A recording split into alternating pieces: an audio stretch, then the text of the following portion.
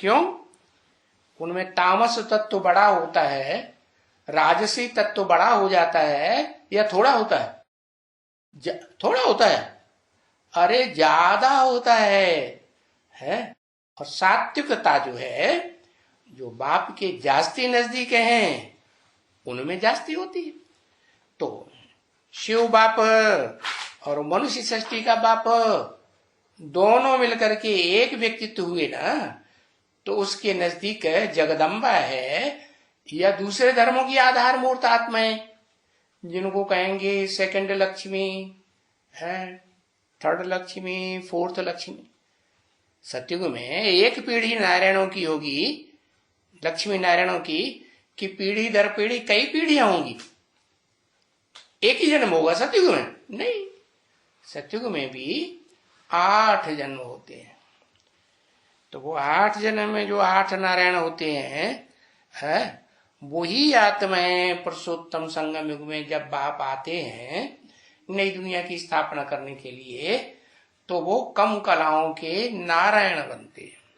और उनकी नारायणी भी है, वो भी, उनमें भी को कमजोरी होगी कि नहीं? कि 16 कला संपूर्ण होंगे? 16 कला संपूर्ण तो हो ही नहीं सकते। तो बताया जो 16 कला संपूर्ण होते हैं, वो धीरे धीरे नीचे गिरेंगे, या जिनमें कम कलाएं हैं वो तेजी से नीचे गिरेंगे? ज्यादा तेजी से नीचे कौन गिरेगा?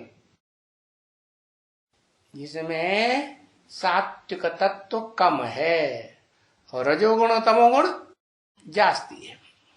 तो द्वापर युग शुरू होता है द्वैतवादी, और वो आत्माएं नीचे आती हैं, दूसरे दूसरे धर्म पिता हैं, और वो उन्हीं कम कला के नारायण और नारायणियों का आधार लेते हैं।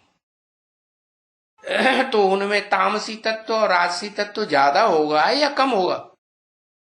जास्ती होता है, इसलिए वो बड़े झाड़ हो गए।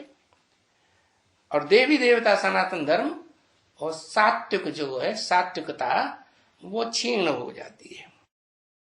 तो बताया ये जो आदि सनातन देवी देवता धर्म है, ये द्वैतवादी द्वापर युग में, रजो प्रधान युग में, और कल युग में, तमो प्रधान युग में आकर के क्षीण हो जाता है, प्रायः लोप हो जाता है।